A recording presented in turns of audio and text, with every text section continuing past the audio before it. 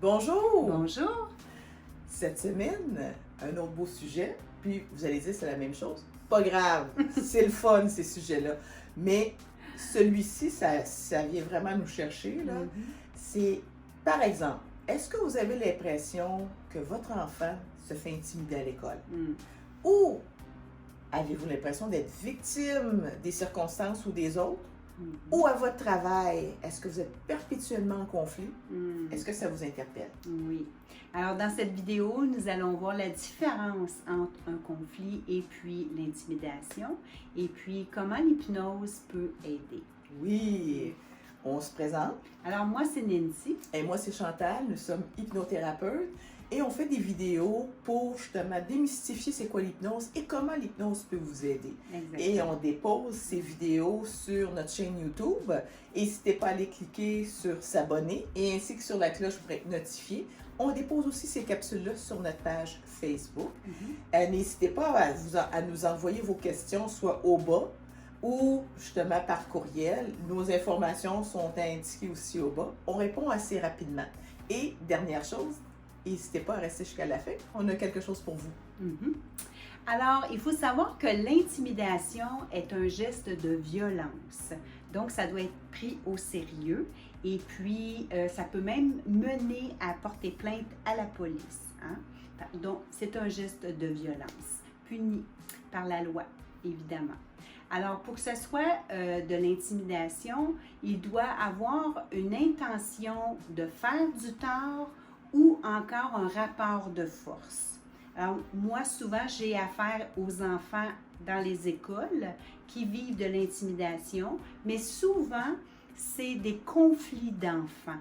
Alors, pour voir la différence entre les deux, sur le blog, il y a 7 différences entre les deux qui peut bien vous amener à voir si c'est un ou c'est plus l'autre. Oui, puis ça m'amène à vous parler comment l'hypnose peut vous aider.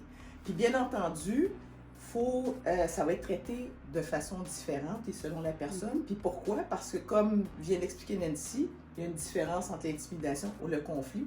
Alors, c'est sûr que l'hypnose va adresser selon le cas, selon la personne. Puis, c'est important aussi d'aller explorer c'est quoi les causes sous-jacentes. Parce que d'un individu à l'autre, ça va être différent. Fait que c'est bien entendu, on va puiser dans les ressources parce qu'on va changer les réflexes. Parce qu'en début de rencontre, lorsqu'un client vient nous voir, il y a toujours une partie dans le conscient.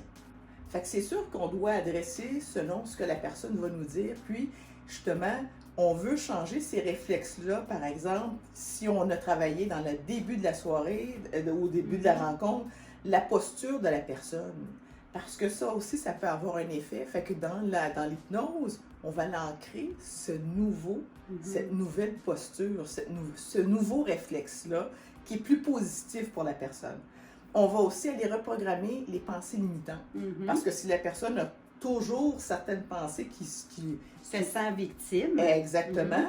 Alors, il faut reprogrammer ça grâce aux pensées positives. Pas les pensées positives, mais ce qui va avoir été comme les ressources positives chez la personne, d'aller les amener pour que ça soit encore plus fort. Oui, c'est force. Exactement. C'est force à la personne. Oui. Puis aussi, ce qu'on va faire, c'est que, considérant que selon les personnes, ça va amener du stress, ces situations-là, fait que oui, dans l'hypnose, on va aller justement l'aider à mieux gérer son stress. Et finalement, ça va tout ça faire en sorte que ça va augmenter la confiance de la personne. Puis bien entendu, en augmentant la confiance, mais la posture va être différente. Fait qu'on dirait que ça a l'air assez ambitieux, mais tout ça pour dire qu'on travaille de sorte à aller ancrer des choses positives pour mieux agir dans des situations que les personnes vivent. Oui, exactement. Alors, je vous invite d'aller voir l'article parce que c'est très important, comme je disais tout à l'heure, de faire la différence entre l'intimidation et puis des conflits. Et puis, il y a de l'intimidation chez nos enfants, beaucoup à l'école malheureusement, mais il y en a aussi chez les adultes dans leur milieu de travail. Alors, il faut agir. N'hésitez pas. Ouais. Et on est contente que vous soyez restés jusqu'à la fin et n'hésitez pas, ça va être marqué au bas, cadeau surprise, allez cliquer là-dessus.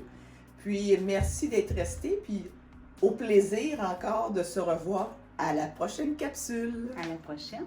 Merci. À bientôt.